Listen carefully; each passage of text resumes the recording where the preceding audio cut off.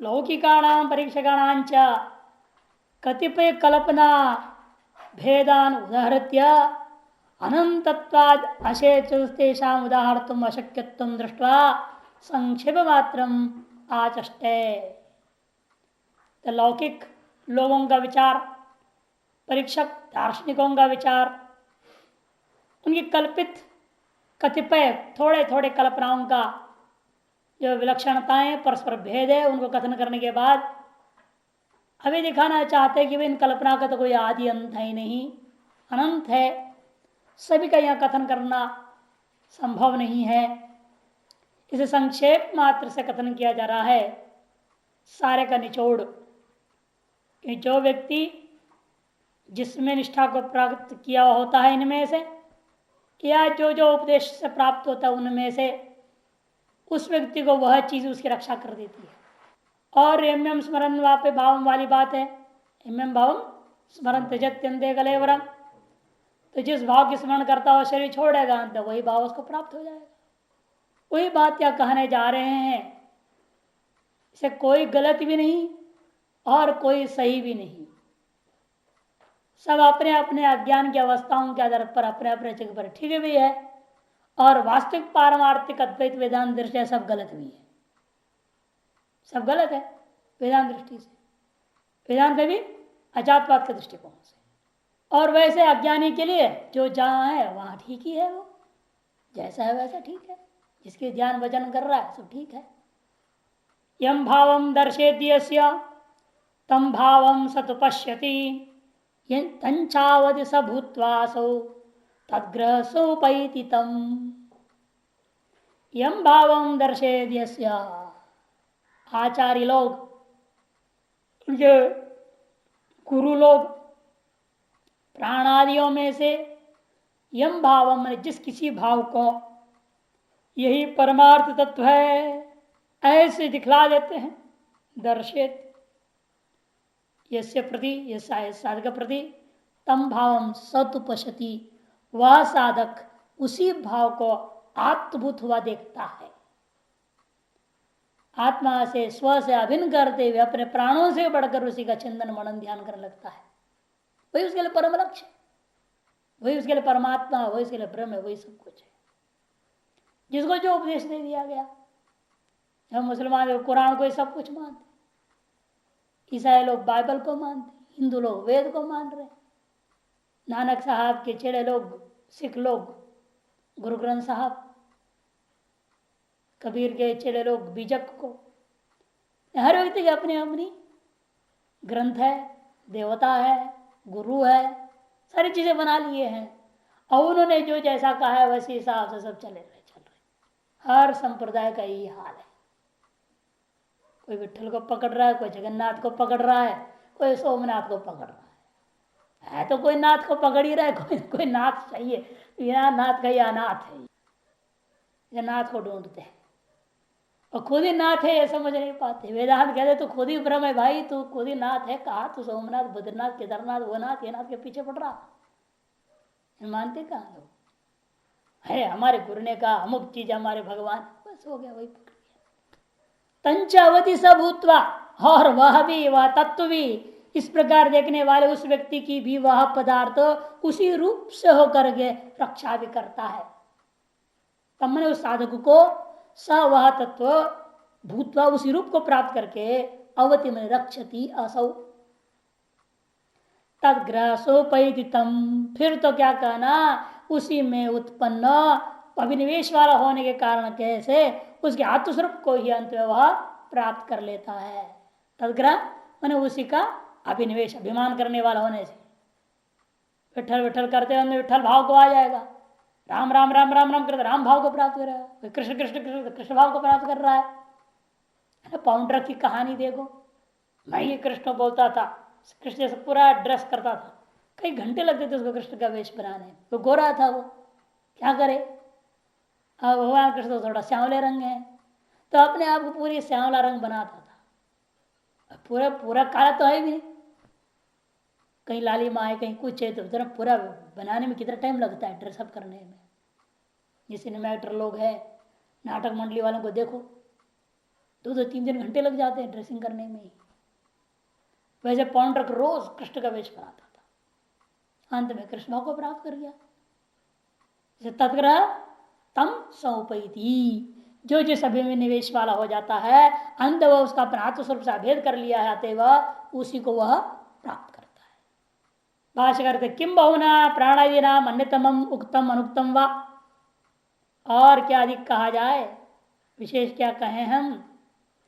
प्राणादियों में से, जो कहे हुए में से किसी भी एक तत्व को पकड़ता है आदमी, अतः न कहे हुए भी बहुत सारी चीजें अभी बाकी है जो अनंत होने से हमने सब गिनाया नहीं यहाँ पर। उनमें से यम भावम पदार्थम, जिस भाव को हमने, जिस पदार्थ को, जिस तत्व को यही पारमार्थिक वस्तु है ऐसा दर्शेत यस्य आचार्यो, जिसका आचार्य जिस व्यक्ति को, जिस तत्व पदार्थ को यही तत्व है, यही परमार्थ है, यही भगवान है, यही परमात्मा, यही ब्रह्म है, ऐसा समझा देता है। अन्योवात, आचार्य बतावे, आप पुरुष बतावे, गुरु बतावे, इदम एव तत्वमिति कैसे बताएंगे, बस यही है असली परमार्थ तत्व। जैसे क्रिश्चियन यीशु ही सब कुछ है, यीशु को छोड़ के कुछ नहीं, वही सबका रक्षक है, ऐसा बता दिया। अब उसी को मान के लोग चल रहे हैं करोड़ों की संख्या में। तो इसलिए कहते हैं कि जिसने एक आप पुरुष ने या आचार्य ने बता दिया, बस यही है वास्तविक तत्व इति। तो वो साधक क्या करेगा, वह मनुष्य स तम भावम आत्मभूतम पश्यति, वह उस भाव को अपना आत्मभूत समझ लेता है। वही वह उसी में तन्मय होकर के देखने लगता है। कहने का मतलब क्या, उसको तन्मय भाव से देखने लगता है।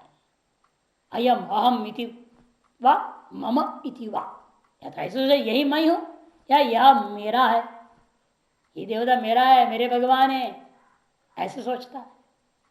अयम अहम कर क्या है, अंग्रह उपासना करेगा या दास्य स्वामी भाव आदि लेते हैं, है ना भक्ति वाले लोग, उसके लिए कह दिया मम इति वा, यही समझो ये मेरे भगवान है, मैं इनका दास हूं, ये मेरे स्वामी है। ऐसे भाव से जो गुरु जैसा साधक शिष्य को जैसा उपदेश दे दिया उस तत्व के बारे में और उस तत्व के साथ अपना संबंध के बारे में, चाहे अंग्रोपासना हो, चाहे प्रतीकोपासना हो, चाहे संपद उपासना हो, जैसे बताया तंच दृष्टारम सभव भवती। अब ऐसा जो देखने वाला वो जो साधक है, उस साधक को वह भाव माने वह तत्व जिसको उन्होंने उपदेश दिया था, वह तत्व क्या करेगा, अवती, वही उसकी रक्षा करेगा। यो दर्शितो भावो असो भूत्वा रक्षति, क्योंकि जो वह दर्शित भाव है वह वही होकर के उसकी रक्षा कर देता है, तद्रूप होकर उस दृष्ट साधक की रक्षा करता है। स्वेन आत्मना सर्वतो निरुणद्धि, ये ज्ञानी अपने स्वरूप से सर्वता उसे निरुद्ध कर डालता है। ज्ञानी करता क्या है, स्वेन आत्मना, वो अपने स्वरूप से सर्वतः सभी ओर से सब प्रकार से उसे क्या कर लेता है, निरुणद्धि, रोक लेता है। अर्थात उसकी श्रद्धा एकमात्र उसी में हो जाती है। पूर्ण श्रद्धा से उसी का चिंतन मनन करने लगता है, ध्यान करने लगता है, तन्मय हो जाता है। अतएव वह देवता या जो भी चीज है वो उसकी रक्षा करने लगती है। जब भूत प्रेत भी है वो भी उसकी रक्षा करती है। किसी भी चीज की आप यही तत्व करके भावना करेंगे, पूजा पाठ करेंगे, ध्यान भजन करेंगे, वह तत्व आपकी अवश्य रक्षा करती है। उसी रूप से, जिस रूप से आप उसको ध्यान कर ग्रहण कर रहे हैं, उसी रूप से वो आपकी रक्षा करती है। यो यथा माम प्रपद्यतांस तथैव भजाम्यहम्, उसी रूप से। इसलिए ऐसा व्यक्ति तो क्या कहता, तस्मिन् ग्रह यदि तद्ग्रह तदभिनिवेश इदमेव तत्त्वमिति, यही वास्तविक तत्व है, ऐसा उसी में जो अभिनिवेश कर बैठा है वह एकमात्र उसी में अभिनिवेश कर लेता है कि बस यही मेरा पारमार्थिक तत्व है, यही मेरा जो लक्ष्य है, ऐसा सोचता है। तो तम गृहीतारम उपैति तस्यात् भावम निगच्छति, अतएव अंत काल में वह जो भाव पदार्थ है उस साधक को प्राप्त भी हो जाता है। यावत जीवन तन्मयता से चिंतन किया हुआ है ना, इसलिए अंत में उसी भाव को प्राप्त करेगा। वह पारमार्थिक रूप से उस तत्व का चिंतन करने वाला साधक होने के कारण से अंत में उसी के स्वरूप को वह प्राप्त करता है, या वह अपने स्वरूप में उस साधकों को लीन कर लेता है। जैसे भागवत लीलाओं में आता है ना, तो उन्होंने भगवान कृष्ण उसको मारा और उसको अपने में ही लीन कर लिया, कि वो राक्षस भी 24 घंटा उसका चिंतन कर रहा था, मारा भी उसको और आज उसको अपने में लीन कर लेते। यही करें तस्य आत्मभाव निगच्छति, या तो वह साधक उस तत्व के भाव को प्राप्त कर जाता है, अथवा तत्व उस साधक को अपने में अभेद कर लेता है। इसे यह कथन हुआ अन्यत्र व्यक्ति का प्रवृत्ति खत्म हो जाती है। जब गुरु या आचार्य या आप पुरुष ने जब एक चीज का उपदेश दे दिया, तो उसी उपदेश का दिमाग लग जाता है, अन्यत्र उसी प्रवृत्ति का निरोध हो गया। ये सामान्य बात है। अब उसको विशेष में लगाएंगे तो क्या होगा? इसी पर यदि आप उस अद्वैत तत्व को समझ लेंगे, तो अद्वैत तत्व के ही मैं हूं ऐसे भावना कर लेंगे, आपकी भी सारी प्रवृत्ति और वृत्तियां अन्यत्र प्रवृत्त होने से निरुद्ध हो जाएंगी और स्वरूपाकार को प्राप्त हो जाएगा। अतएव ऐसे चिंतन करते हुए मरने वाला व्यक्ति अंत में स्वरूप को ही प्राप्त करेगा, कि उसी को उसने परमार्थ समझ के चिंतन किया जिंदगी भर, सो वही भाव को प्राप्त कर जाएगा। एतैरेषो पृथक भावै पृथग्गे वेत्ति लक्षितः एवं यो वेद तत्वेन कल्पयेत् स्वविशंकितः। अज्ञानी लोग क्या करते हैं? पृथक एव इति ही लक्षित, सर्वाधिष्ठान होने कारण से आत्मा इन प्राणादि भावई प्राणादि भी अपृथक भावई, इन प्राणादि अपृथक भावों से वह पृथक के समान लक्षित होता है। पृथक एव, लेकिन अज्ञानी क्या करता है? पृथक एव, पृथक इव नहीं बोलता, वो पृथक ही है ऐसा लक्षित हो रहा है। किसके लिए? अज्ञानी के लिए। इन विवेकियों की दृष्टि से तो यह सब कुछ आत्मा ही है, आत्मा से भिन्न कोई चित्र भी, पट भिन्न कोई चित्र नहीं है, ऐसे आत्मा भिन्न कुछ भी नहीं है। इस बात को जो तात्विक रूप से जानता है, एवं यो वेदा तत्वेन सो अविशंकित कल्पित, वह निशंक होकर के श्रुति और युक्ति से वेदार्थ की कल्पना करता है। इसे जहां श्रुति का अर्थ बताना हो, वेदार्थ कोई भी वाक्य का अर्थ बताना हो, उसके दिमाग में लक्ष्य हो रहता है, प्रकरण को ध्यान में रखते हुए धड़ेले से अर्थ कर सकता है, कल्पना कर सकता है श्रुति का क्या अर्थ है, और वो जो अर्थ बता रहा बिल्कुल सही होगा प्रकरणाद्य अनुसारेण, क्योंकि वो उस ब्रह्म तत्व का अद्वैत तत्व को सम्यक जानता है और जानते जितने पृथक कथन करने वाली श्रुतियां हैं वो पृथक इवा है, पृथक एवं नहीं है। आत्मा से भिन्न के समान दिखते हैं, पट से भिन्न चित्र दिखने के समान है, लेकिन यदि भी जानता है जो विवेकी वो यह समझता है कि पट से भिन्न कोई चित्र नहीं है। तो इसलिए चित्रों की व्याख्या करना आसान हो गया उसके लिए, क्योंकि वह वास्तविक तत्व को जानता है, अतः चित्रों को सही सही व्याख्या कर सकता है। जो अधिष्ठान को जान लेता है वह कल्पित की व्याख्या करने में उसको कोई कठिनाई नहीं होती है या नहीं? अब एक बार आपने रज्जू को देखा, तब तो सांप क्या है आपको मालूम है, उस सांप मिथ्या की सत्य सब कुछ आप बता सकते हो। लेकिन जब तक आपने रज्जु को नहीं जाना, वो सांप के बारे में अनेक कल्पना करते रह जाओगे। ये कोबरा है, पता नहीं जहरीला है कि गेहुआ है कि कौन सा है, ये कहाँ से आ गया, दुनिया और विकल्प होते रहेगा और आदमी शंका में पड़ा रह जाएगा। अविशंकित होकर व्याख्या उसकी नहीं कर सकता। और जिसने अधिष्ठान को जान लिया वो सांप कह देगा, अरे तो सर पर कुछ नहीं था, मिथ्या। ये तही प्राणादिविर, ये जो प्राणादि वर्णन किए गए थे और जो वर्णन नहीं किए हैं वे सब भाव पदार्थ आत्मन पृथक भाव अपृथक भूत ही, जो कि आत्मा से अलग नहीं है। एष आत्मा रज्जुरिव, इसलिए एष आत्मा, आत्मा कैसा है? रज्जु के समान अधिष्ठान है, सर्वाधिष्ठान होने के कारण से यह आत्मा इन प्राणादि पृथक भावों से कैसे दिख रहा है? सर्पादि विकल्पना रूप ही पृथक एवं लक्षितो अभिलक्षितो निश्चितो किन कहीं मूढ़ रज्जु को जिस प्रकार सर्पादि से विकल्पों से सर्पादि विकल्पनारूप सर्पादि विकल्पनारूपों से पृथक एवं लक्षित पृथक ही है ऐसा कोई लक्षित करता है अभिलक्षित करता है निश्चय कर लेता है कौन मूढ़ों के द्वारा से निश्चय कर लिया जाता है। ठीक उसी प्रकार से जितने भी अज्ञानी लोग हैं यहाँ पर भी क्या कर रहे हैं इन प्राण आदि भावों को जो कि आत्मा से पृथक है उनको पृथक ही है ऐसा ग्रहण कर लिए हैं।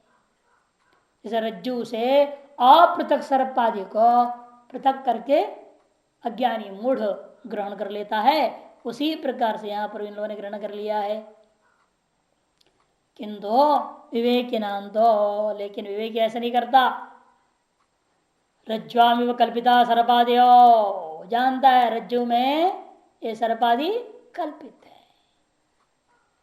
न आत्म व्यतिरेक प्राणादि संति अभिप्राय हर इस अभिप्राय को ग्रहण कर रहा है वो कि आत्मा से भिन्न ये प्राणादि कोई भाव पदार्थ नहीं है। जिन जिन चीजों को अन्य लोग जो है दार्शनिक हो चाहे लौकिक हो परमार्थ तत्व मान रहे हैं वे वास्तव में सब के सब कल्पित ही है। कहा एकमेव द्वितीय आत्मा में इसलिए आत्मा ही सत्य है और उससे ये जो प्राणादियां हैं अपृथक है व्यतिरिक्त नहीं है कल्पितत्वादेव कि कल्पित वस्तु स्वादिष्ठान से भिन्न सत्ता का नहीं हो सकता। सर्प को स्वतंत्र सत्ता है क्या? रज्जु की सत्ता से भिन्न सत्ता वाला सर्प नहीं है। इस स्वादिष्ठान सत्ता से अभिन्न सत्ता की होता है हमेशा कल्पित वस्तु भिन्न सत्ता वाला नहीं होता। अतएव निश्चय कर लेते हैं विवेकी लोग मेरी जो आत्मा है जो स्वरूप है इसके अपने स्वस्वरूप होता जो पारमार्थिक सत्ता से भिन्न कोई सत्ता वाला ये कोई वस्तु है ही नहीं। इसमें कल्पित होने के नाते ये तो सत्ता से सत्तावान ये सब प्रतीत होते हैं वास्तव में होते ही नहीं है। पट की सत्ता से ही चित्र भी सत्तावान हो जाते हैं पट सत्ता से भिन्न सत्ता चित्र का स्वतंत्र नहीं होता। श्रुति प्रमाण दे रहे हैं इदम सर्वम इदम आत्मा श्रुत है ये सब कुछ क्या है वह यह जो आत्मा ही है। बृहदारण्यक 2, 4, 6, 4, 5, 7 दो जगह आया है 2 बार आया बृहदारण्यक में 2, 4, 6 और 4, 5, 7 एवं आत्म व्यतिरेकेण असत्वम रज्जु सपवद इसीलिए वो जानते हैं आत्मा से भिन्न रूपेण ये प्राणादियों का कोई सत्व नहीं है असत्व। उसी प्रकार जैसे रज्जु से व्यतिरेकेण सर्प की कोई सत्ता नहीं है रज्जु सर्पवद आत्मनिकल्पिता नाम आत्मानंच केवलम निर्विकल्पम यो वेद। इस जो व्यक्ति इस प्रकार से आत्मा में कल्पित सारे वस्तुओं को और आत्मा रूपी केवल इस अधिष्ठान को निर्विकल्प को यो वेद आत्मा में कल्पित विकल्पों को और इन सगल विकल्पों का अधिष्ठान निर्विकल्प आत्मा को केवल को यो वेद एवं यो वेद करते तत्वेन उसको ऐसे नहीं केवल जान लिया शब्दार्थ जान लिया हो गया हाँ मैं ब्रह्म हूं और ये सब भ्रांति है ऐसे जानने से नहीं वैसे मिथ्या है किंतु तत्व ने जानना है। तत्व ने जानने का मतलब क्या श्रुति तो युक्ति श्रुति से और युक्ति से जानना केवल श्रुति से जानने से भी नहीं होता क्योंकि मन बड़ा चालाक होता है ना मन घुमाते रहता है बात को कभी कुछ बोल देता है इसीलिए कहते हैं कि मन विचलित कर देता है आदमी को इसलिए युक्ति से मन को काटना पड़ता कि मन युक्ति प्रधान है बुद्धि है श्रुति प्रधान बुद्धि सीधी साधी है ना श्रद्धा स्वरूपा है इसलिए स्त्रीलिंग रख दिया उसको श्रद्धा मई है बुद्धि अतः श्रुति को सीधे जैसा श्रुति बोल रही है गुरुओं ने जैसे बताया वैसे मान लेती है। इन मन नहीं मानते शैतान है न पोषक लेंगे इसलिए इसको न पुरुष न स्त्री है न विश्वास है न श्रद्धा है दोनों ने मन में ऐसा खेल खेलता है। विश्वास पुल्लिंग है वो अहंकार है बुद्धि श्रद्धा है और दोनों से रहते दुष्ट है मन सारा खेल बदमाशी करने वाला यही है। चंचल में मन कृष्ण प्रमाती बलवत दृढ़ कह दिया। प्रमाती है, बलवान भी है, दृढ़ भी है। अब इसी को पछाड़ना सबसे बड़ा मुख्य काम है। ये एक बार पछड़ जाए अपने आप सारे सब ठिकाने लग जाएंगे। तो बुद्धि को माल भी यही देने वाला है। अहंकार का भी इसी से पोषण होना है ना। जब मन टूट जाए तो कोई अहंकार भी टूट जाता है, बुद्धि भी टूट जाती है। मन में जोश है तो सब जोशीले बने रहेंगे। मन खिन्न हो गया तो बुद्धि भी खिन्न हो जाती है, अहंकार भी खिन्न हो जाए, छोड़ो क्या करना, ऐसा आ जाता है। मन है मुख्य, वह विवेक करता है कि अविवेक करता है, और वो है युक्ति प्रधान, हर चीज को तर्क से पकड़ता हो। मन किसी चीज पर विश्वास भी नहीं करता, मन किसी पर श्रद्धा भी नहीं करता। मन से ही उपलब्ध भी हम कह दिया। इस विज्ञानवान सारथी है ना, मन ही प्रग्रह है। बीच का जो लगाम इंद्रिय और बुद्धि का बीच में लगाम सही नियंत्रण में होना जरूरी है, तभी इंद्रिया रूपी घोड़े ठीक से चलेंगे। इसलिए कहते हैं कि युक्ति तो जानना जरूरी है कि श्रद्धा और विश्वास के साथ श्रुति से जानने से काम चलता नहीं है। इसे जितने भी ग्रंथ देख लीजिए आप, हर ग्रंथ में युक्तियां दी गई है। श्रुति हो, स्मृति हो, गीता में कितने दृष्टांत आते हैं, उपमाएं दी गई है। दृष्टांत है का मतलब है कोई पक्ष भी है, कोई साध्य भी है, कोई हेतु भी है, अनुयुक्ति है, अनुमान है। वो अनुमान दिया जा रहा है, उस अनुमान ने दृष्टांत दिया। जो बात सिद्ध करना चाह रहे हो साध्य है, उस साध्य को सिद्ध करने के लिए दृष्टांत दे रहे तो उसमें कोई हेतु है, जिसमें सिद्ध कर रहे हैं वह पक्ष है। श्रुति युक्ति के द्वारा ही यह काम सिद्ध होता है। जो श्रुति युक्ति इस प्रकार से उन विकल्पों को और विकल्प रहित आत्मा को जो जान लेता है, सो अविशंकित वेदार्थम विभाग कल्पयति इत्यर्थः। वेदार्थ को माने वेदों के माने मंत्रों के अर्थ को विभाग पूर्वक समझ लेता। हाँ, ये सृष्टि दृष्टिवाद का मंत्र है, ये जो दृष्टि सृष्टिवाद का है, ये अजातवाद का है, ये कर्म का प्रकरण है, ये उपासना का प्रकरण है, ज्ञान का प्रकरण है। सबको विभाग से स्पष्ट दिखता है, उस अनुसार व्याख्या करता है और अर्थ को ग्रहण कर लेता है। अन्य आदमी खिचड़ी करते रहेगा, स्पष्ट नहीं हो सकता, क्यों उसे अभी पता ही नहीं हो। किसी गलत चीज को परमार्थ पकड़ रहता है तो फिर सब गलत हो जाएगा। अपारमार्थिक वस्तु को पारमार्थिक वस्तु ग्रहण करोगे तो वो पारमार्थिक प्रकरण के साथ विरोध होगी, नहीं हो जाएगा। वास्तविक पारमार्थिक वस्तु क्या है? ब्रह्म। आप ब्रह्म को भी मैंने पारमार्थिक मान लिया से जो ब्रह्म के प्रकरण के अनुकूल मंत्र है उनका अब्रह्म को जिसको मैंने परमार्थ मान लिया उससे विरोध होगा कि नहीं होगा? उसको घटाने की कोशिश करोगे तो विरोधाभास होगा, घटेगा ही नहीं। इसलिए व्यक्ति को पहले यह स्पष्ट होना चाहिए अधिष्ठान क्या है और उसमें कल्पित क्या है।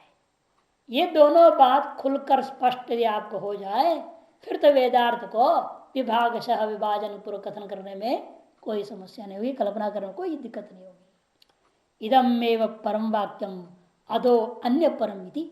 देखो, इदम वाक्यम एवं परम, इदम एवं परम वाक्यम, यह जो इस प्रकार जो वाक्य है इस अर्थ का प्रतिपादन करता है और वह वाक्य अन्य अर्थ का प्रतिपादन करता है। अदो अन्य परम वाक्यम इति, ऐसा उसको स्पष्ट दिखाई देता है। नहीं अनाध्यात्म विद वेदार्थत्व ज्ञातुम शक्नोति तत्वता, जो अध्यात्मित नहीं है, अनध्यात्मित है, तो वेदार्थ को वास्तविक रहस्य को जानने में कभी समर्थ ही नहीं हो सकता। वेदार्थ तत्व तत्व ज्ञातम नहीं शक्नोति, यही समस्या है सभी आचार्यों में, जितने बाद में हुए हैं दुनिया भर संप्रदाय वाले हुए हैं। या तो वे अनाध्यात्मिक थे, ये मानना पड़ेगा, या तो अधिकारी भेद को देखते हुए कृपा करते हुए उन्होंने जान करके जानते हुए भी यथार्थ तत्व को उससे निकृष्ट स्थिति को वर्णन कर दिया। द्वैत से अद्वैत से विशिष्टाद्वैत कर दिया, विशिष्टाद्वैत से विशिष्ट अविशिष्टाद्वैत कर दिया, फिर द्वैताद्वैत कर दिया, द्वैत कर दिया, भेदाभेद कर दिया, अचिंत्य भेदाभेद कर दिया। अधिकारी भेद को देखते हुए वो लोग जानते थे अद्वैत तत्व को, ऐसे भी मान लेंगे, क्या दिक्कत है? हम कैसे कहे किसी को अज्ञानी थे? तो कह नहीं सकते किसी को आप। उनका वर्णन तो आदत में आता है बहुत। हाँ, सब संत लेने वाले तो ले रहे हैं अद्वैत, मैंने सभी कहा मानते हैं। तो आधिकारिक अनुसार उन्होंने केवल किया है ना, वो तो ऊपर पहुंचे हुए थे। हाँ, ये तो कह रहा हूं, अधिकारी वेद के अनुसार ही उन्होंने निम्न कोटि की व्याख्या कर दी है। लोग इस बात को समझ नहीं रहे। उनका वर्णन या उनके जीवन की स्थिति गति या उनके क्रियाकलाप या उन्होंने भी कुछ ऐसे भी जगह कह दिया अद्वैत पर कभी, इतने कि सर्वत्र उन्होंने द्वैती कह दिया, अन्य चीजें कह दिया। लेकिन आदमी क्या ग्रहण करता है, उसको नहीं ग्रहण कर रहा है ना, अन्य चीजों को ग्रहण कर रहा है। इसे उन कट्टरवादियों के दृष्टिकोण से कहना पड़ता है, फिर तो तुम्हारा आचार्य अद्वैत नहीं जानते थे। और हम लोग अपने से कहेंगे नहीं, वो जानते थे अद्वैत, किंतु उन्होंने अधिकारी को देखते हुए नहीं, सभी अद्वैत के अधिकारी नहीं थे, इसलिए उन्होंने अन्य मतों को भी स्थापना कर। ये समन्वयवादी लोग ऐसे व्याख्या कर देते हैं, तो कट्टरवादी तो मानेंगे नहीं इस बात को। नहीं अनध्यात्वित कश्चित क्रियाफल उपाश्रुत, ये मनुस्मृति 6 अध्याय 82वां श्लोक 82 682 साफ साफ कह देते हैं, जो व्यक्ति अध्यात्म तत्व को न जानने वाला है, जो कोई पुरुष क्रियाफल को वह प्राप्त नहीं करता है, क्योंकि अग्निहोत्र क्रिया का अंतिम फल सत्व शुद्धि ही है ना। कोई भी कर्म का अंतिम फल क्या है? अंतर्गुण शुद्धि वास्तविक फल है। उसको प्राप्त कैसे करेगा? उसको वो प्राप्त नहीं कर सकता, क्योंकि अनध्यात्मिक है, वो स्वर्ग आदि का वेत्ता है, वो वास्तविक आत्मा का वेत्ता ही नहीं है। आत्मा को अधिकृत कर कहा हुआ अद्वैत को जानता नहीं है, इसलिए अद्वैत को पाने की चेष्टा ही नहीं कर रहा, स्वर्ग आदि को पाने की चेष्टा करता है तो अग्निहोत्र कर्म उसको अंतर्गुण शुद्ध नहीं करेगा, किंतु उसको स्वर्ग आदि फल को ही देगा, जिससे वह लौटते ही रहेगा बारंबार। इति मानवम वचनम, मानव वचन मने मनु का वचन है। इसका सर्वे वेद महामनंती श्रुत है। ओम इत्येता कठोर प्रश्न में कहा ना, आंध्रकार बता रहे, ज्ञान कांडम साक्षात वस्तु परम, कर्म कांडम तो साध्य साधन संबंध बोधन द्वारा परंपरा तस्मिन परिवसितम। इस प्रकार से विभाग पूर्वक सब समझता है जो ज्ञानी पुरुष होता है, वो जानता है कर्म कांड का वास्तव में ज्ञान कांड से कोई विरोध नहीं है, उपासना का भी कोई विरोध नहीं है, वो तो अंतःकरण शुद्धि द्वारा परंपरा ज्ञाने परिसमाप्यते, ठीक है ना। सकल कर्म का समाप्ति कहाँ है? अंत में गीता में भी कहा ज्ञाने परिसमाप्यते। इस प्रकार से अच्छे से जानता है, और ये जानता है संपूर्ण वेद जिस पद की व्याख्या करता है वह पद ओम है। वेदार्थ का वास्तविक रहस्य क्या है? कहते भैया तदेव ही वेदार्थ तत्व यत प्रत्यगात्म स्वरूप अतः अध्यात्म देव याथात्म तत्व ज्ञान प्रवृत्ति, जो प्रत्यगात्मा का स्वरूप है वही वेदार्थ का वास्तविक रहस्य है, और उसको जो जानने वाले को इसलिए कह दिया अध्यात्मिक है। यथात्म तत्व ज्ञान प्रवृत्ति, वही यथार्थतापूर्वक तत्व ज्ञान में समर्थ हो जाता है। जो ऐसा नहीं जानता उस तत्व को, वास्तव प्रक्रिया का भी कर्म का भी वास्तविक फल को प्राप्त नहीं कर सकता, किंतु कर्म के जो अवान्तर है फल स्वर्ग आदि, उसी को बेचार प्राप्त कर जाएगा। क्रिया शब्द न प्रमाणम उच्यते, तत्फलम तत्वज्ञानम अग्निहोत्र क्रिया बुद्धि शुद्धि द्वारा तस्मिन् पर्यवसाना। देखो अग्निहोत्र आदि कर्मों का भी अंततः फल क्या है? अंतःकरण शुद्धि द्वारा तत्वज्ञान प्राप्ति में ही है। ये फल उसको नहीं मिलेगा जो व्यक्ति अध्यात्मवेत्ता नहीं है। जो अध्यात्मवेत्ता है वो जानता है सारा कर्म का असली फल वही है, इस स्वर्ग आदि की कामना ही नहीं करेगा। कोई भी कर्म करेगा वो इसलिए सोचता है इस कर्म से हमारा अंतर्गुण शुद्धि हो, ताकि जो है हम वास्तविक मोक्ष हो करके अपना स्वरूपानुभूति कर सके। इसलिए सारे कर्म अंतर्गुण शुद्धि के लिए लागू होता है, अन्य किसी के फल के लिए नहीं होता। या भी युक्ति भी रश्मिन प्रकरण द्वैत से मिथ्यात्म कथ्यते तासाम प्रमाण अनुग्राहकत्वाद अनाभासत्व अवश्य मिथ्या स्वप्न इत्यादि। अगली कारिका की अवतरणिका आनंद कह रहे हैं, जिन युक्तियों के द्वारा इस प्रकरण में द्वैत का मिथ्यात्व को कथन किया गया, उन सकल तासाम प्रमाण अनुग्राहकत्वाद, वे सब के सब युक्तियां प्रमाण से अनुग्रहित हैं, इसलिए वे आभास नहीं है। अनाभासत्व अवश्य ऐसा निश्चय करनी चाहिए इस बात के लिए यह प्रमाण अनुग्राहकता के लिए प्रमाणों को प्रस्तुत कर रहे हैं। स्वप्न माये यथा दृष्टे गंधर्व नगरम यथा तथा विश्वमिदं दृष्टम वेदांतेषु विचक्षण। जैसे न होते हुए भी दिखाई दे रहे ना स्वप्न और माया, अविवेकियों के द्वारा स्वप्न और माया देखे गए हैं। और जिस प्रकार यथा गंधर्व नगरम, जैसे गंधर्व नगर देखते देखते अकस्मात विलीन हो जाता है, पता ही नहीं चलता है। कई बार स्वप्न पूरा ही नहीं हुआ, स्वप्न टूट जाता है।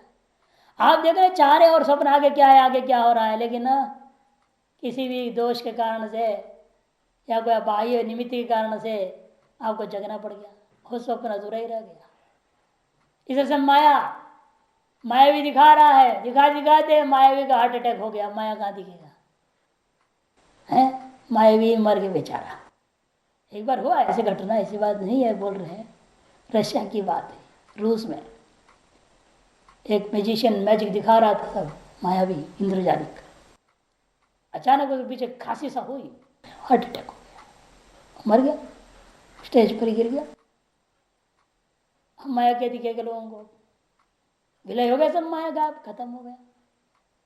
गंधर्व नगर भी ऐसे बैठे बैठे कोई कल्पना कर रहे, इतने में कुछ आ गया या अपने कोई छीन के आ गया तो क्या करेगा आदमी, वो गंधर्व नगर गायब हो जाएगा, क्षण भर में गायब हो जाएगा। यथा तथा इदम विश्वम दृष्टम, उसी प्रकार संपूर्ण विश्व दिख रहा है, दिखाई दे रहा है। यह जो विश्व भी उसी प्रकार से है, किनके लिए, वेदांतेश विचक्षण ही, महान विद्वान ज्ञानी पुरुषों ने श्रुतियों में इस जगत को उसी प्रकार देख रहे हैं। उन्हें श्रुति आधारित होकर समझ रहे हैं कि संपूर्ण जगत भी स्वप्न माया और गंधर्व नगर के समान किसी भी क्षण विलय हो जाता है। जिस क्षण आपका स्वरूप ज्ञान हो गया उस क्षण विलय हो जाएगा। इसलिए श्लोक में कहा ना, प्रबुद्धश्चेदानंदे न तम न हम न वही जगत। पर जिस क्षण अपने आनंद स्वरूप में आप जग जाए उसी क्षण सब गायब हो जाए। इसे जिस क्षण आप जग गए फिर वह स्वप्न कहाँ रहता है, उसके पदार्थ भी संस्कार भी ठीक से नहीं टिकती है। माया भी यही हाल है, गंधर्व नगर का भी यही हाल है। दोबारा उसको देखना भी चाहे तो नहीं दिखता है। एक बार इतना अच्छे स्वप्न है, आप चाहेंगे आज दोबारा ऐसे ही बढ़िया स्वप्न दोबारा आ जाए, सोच के सोएंगे तब भी नहीं आएगा, कुछ और भूत प्रेत आज उल्टा हो जाएगा, आदमी परेशान। क्योंकि संसार का ये विचित्र माया के स्वभाव है, आप जिस चीज को देखना चाहते हो वो चीज आपको नहीं दिखाई दे सकती है, और जिस चीज को आप नहीं देखना चाहते वही आपको दिखाई देती है। बड़ा विचित्र माया है, बड़ा कमाल है ये तो। आप चाहते हैं लोग कोई आपसे झूठ ना बोले, सब सच कहें, लेकिन हमेशा आपको झूठ बोलने वाले ही मिलते हैं, कोई सच बोलने वाले नहीं मिलते। बड़ा आश्चर्य। आप चाहते हैं मैं किससे भी झूठ ना बोलूं, लेकिन ऐसी परिस्थिति आपके सामने आ जाती है, आपको झूठ बोलना पड़ जाता है, फंस जाते आदमी। बताओ, माया का खेल है, हर चीज विपरीत अघटते घटना पड़ी। ऐसी माया आप जैसा सोचते ठीक विपरीत करके दिखा देता है। आप चाहते हैं कि एकांत शांत में भजन करें, कहते नहीं भाई तुमको होने नहीं देंगे, तुमको दौड़ा के रहेंगे, बैठने नहीं देंगे तुम। इसे चैतन्य गिरि जी महाराज जी कहते थे, जब दांत है तो चना नहीं, चना है तो दांत नहीं। जब दांत थे, जवान थे, तब तो मांगने पर एक चना नहीं मिलती, और अब सारे दांत उगड़ गया, मंडलेश्वर हो गया तो उसको चारों तरफ मिठाई चना पना सारा मिल रहा है, अब खा नहीं सकता। यही दुर्दशा है? किनके? अरे इनके होने से क्या फायदा होगा, अन्य बीमारियां हैं, कोई ना कोई बीमारी है ना। दांत हो तो क्या फर्क पड़ा, हमें भी पूरी 32 दांत है अभी भी, लेकिन खा नहीं सकते। तो दांतों का होने वाली उन्होंने निमित्त बताया। कहने का तात्पर्य ना कि जो चीज जब आप चाहते हो वो चीज उस समय नहीं मिलता है, और जिस नहीं चाहते वही आपसे होता है, वही आपके सामने आता है। बड़े विचित्र समस्या है ये। और ऐसे इस व्यवहार में मिथ्यात्व का निश्चय करता हुआ, मिथ्यात्व के दृष्टिकोण से व्यवहार करना, जो जैसा उपलब्ध है, जो उपलब्ध हो रहा है उसी के अनुसार चलना पड़ता है। इसलिए अपनी दृष्टि को बदलो, और कोई रास्ता ही नहीं है। अपनी दृष्टि को ठीक रखना है। जो जैसा भी आ रहा है आने दो, उसको कोई बात नहीं, उसे हो जाने, उसे कर्म जाने, ये व्यवस्था इससे चलनी पड़ती है। इसलिए हमने कहा कि मिथ्यात्म करे वेदांत विचक्षण ही दृष्टाम, उस विद्वानों के द्वारा वेदांत में इस संपूर्ण विश्व को उसी प्रकार देखा गया है। यदि द्वैत से असत्व मुक्तम, वह यह जो द्वैत प्रपंच का अपना असत्व कहा, मिथ्यात्व कहा है, युक्ति तद वेदांत प्रमाण अवगत मिथ्या, जिस चीज को आपने युक्ति से जाना है, अनुमान से निर्णय कर लिया था, इदम जगत मिथ्या दृश्यत्वात् क्षणिकत्वात्, है ना, काल देश आदि अव्यवस्थितत्वात्, अनेक हेतुओं के द्वारा आपने सिद्ध कर दिया स्वप्रवत इत्यादि से। जो युक्ति से आपने इस द्वैत प्रपंच के मिथ्यात्व का निर्णय किया है, कथन किया है, तदेतत् वह यह वेदांत प्रमाण अवगतम, वास्तव में वह यह बात जो कही गई है वह वेदांत प्रमाण से भी निश्चित है। इत्याह, इस बात को कथन करने के लिए यह कार्य का आरंभ हुई है। स्वप्नश्च माया चेति स्वप्न माये, स्त्रीलिंग प्रथमा का द्विवचन है। असद्वस्तात्मिके, दोनों के दोनों कैसे हैं? असद्वस्तात्मक होने से असत्यो, सद्वस्तात्मिके इव लक्ष्यते अविवेकी। यदि वे दोनों असत्य है, मिथ्या है, तेनु शुद्ध वस्तु के समान अविवेकियों के द्वारा लक्षित किया जा रहा है। सद्वस्तु के समान अविवेकियों के द्वारा लक्षित किया जा रहा है। यथाच, किस प्रकार लक्षित किया जा रहा है अविवेकियों के द्वारा? तो उसका यथाच, जिस प्रकार से प्रसारित पण्यापण गृह प्रसाद स्त्री पुम जनपद व्यवहार किरणम इव गंधर्व नगरम दृश्यमानम एव सत अकस्मात भावतांगतम दृष्टम। जिस प्रकार से आपने गंधर्व नगर को देखा था, गंधर्व नगर कैसा देखा आपने? वहां देखा, ओहो बहुत बड़ा दुकान है, दुकान खुला है, पूरा माल फैला हुआ है, लोग घुस रहे निकल रहे खरीद रहे, जब चल रहा है माल व्यवहार। प्रसारित पण्य आपण, प्रसारित पण्यानि क्रय विक्रय द्रव्याणि येषु आपणेषु हट्टेषु, मैंने हाट, आजकल है ना हाट होते हैं ना, हाट हट्टा संस्कृत में, हिंदी में आप हाट बोलते हैं। अनेक प्रकार के सामान वहां पर लगा हुआ है, केवल सब्जी थोड़ी बेचते हैं, कपड़ा भी बेच रहा है, कोई दाल बेच रहा है, कोई मिर्ची बेच रहा है, कोई फल बेच रहा है, कोई हर चीज बेचते हैं वहां, सीडी टेप वेब सब बेचने वाले मिल जाते हैं। प्रसारण करके मैंने फैला करके जो खरीदने बेचने योग्य पदार्थों को ऐसे दुकानों से युक्त, घर से युक्त, आप चार तरह से नगर में गया, दुकान दुकान होता है क्या कोई नगर में? नहीं, आपने जो नगर देखे इसलिए वहां घर भी देखा, बड़े बड़े मॉल भी देखा, प्रासाद, स्त्रियों को देखा, पुरुषों को देखा, बड़े बड़े उस देश के अंदर नगर के अंदर जो छोटे छोटे जनपद भी देखा। व्यवहार आकीर्णम इव, विभिन्न प्रकार व्यवहारों से युक्त हुए के समान व्यवहार तैराकीर्णम इति, उन सब के व्यवहारों के द्वारा आकीर्ण युक्त है, भरा पड़ाव के समान दिखाई दे रहा है। गंधर्व नगरम दृश्यमानम एव सत, दिखाई देते हुए ही देखते देखते देखते क्या हो गया? अकस्मात अभावताम गतम दृष्टम, एकदम अभाव को प्राप्त कर गया, एकदम गायब हो जाता है, कुछ भी। यथाच गौर स्वप्न माया दृष्टि असद्रूप है, तथा और जिस प्रकार स्वप्न माया असद्रूप को आप देखते हो, देखते देखते हुआ अभी जब माया भी मिटाना चाहेगा मिट जाएगा, आपको नहीं दिखाई देगा जिस क्षण। तथा विश्वम इदम द्वैतम, ठीक उसी प्रकार से इदम विश्व मने यह जो द्वैत प्रपंच है, समस्तम असदृष्टम, ये सब जो कुछ देख रहे हो वो असत ही देखा गया है। लेकिन कहाँ देख रहे हैं हम इसको? क्वा इत्याह वेदांतेश, वेदांतों में, उपनिषदों में। अरे कौन से उपनिषद मंत्र में? नेह नानास्ति किंचनो कहता है बृहदारण्य 4:4-19, कठोपनिषद 2:11, दो जगह है, 4:4-19 बृहदारण्य में और कठोपनिषद का 2:11 में। यह मन इस आत्मा में ब्रह्म में नाना मने द्वैतम, न किंचन नास्ति, थोड़ा सा भी नहीं, किंचन नास्ति। फिर क्यों दिख रहा है? इंद्रो माया भी पूर्व रूप विप्रदान्य 2:5-19। इंद्र और बाबा परमात्मा ब्रह्म ईश्वर ने अपनी माया से विभिन्न रूप में दिख रहा है। इंद्र माया भी पूर्व रूप आत्मविदम अग्र आसित वृदारण्य 1:4-17। आत्मा ही यह पहले था और कुछ भी नहीं था। यह द्वैत प्रपंच पहले आत्म रूप से ही था, अब यह द्वैत रूप से दिख रहा है। जो पहले जो था वही वास्तविक स्वरूप होता है, जो पहले नहीं था बाद में नहीं रहेगा, बीच में रहेगा तो वह वास्तव में नहीं है। आदो अंत चिन्नास्ति वर्तमान है था ब्रह्मग्रासीत वृदारण्य 1:4-11।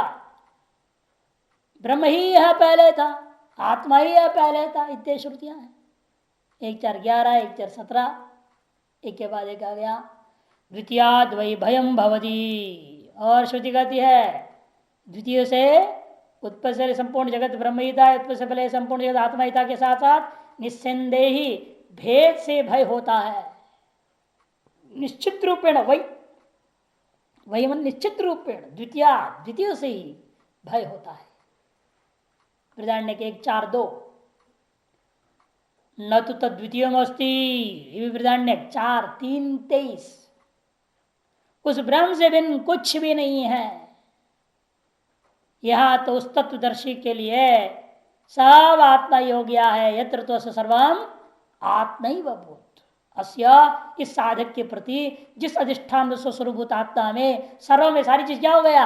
आत्मा ही हो गया। ये वृदारण्य के 4-5-15 इत्यादि श्रुतियों में विचक्षणीय निपुणतर वस्तुदर्शी भी पंडित।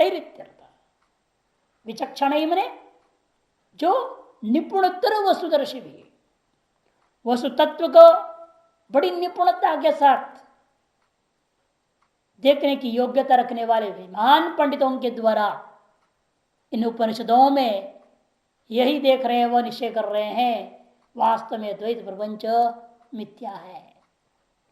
इस विषय में व्यास स्मृतिकार भी कहते, देखो तम शुभ्र निभम दृष्टम वर्ष बुद्बुद सन्निभम नाश प्रायम सुखाधीनम नाशोत्तरम अभावगम। तम शुभ्र निभम दृष्टम, मंदांधकार में, तमा मने तमसी सप्तमी में आया, प्रथमा प्रयोग हुआ है।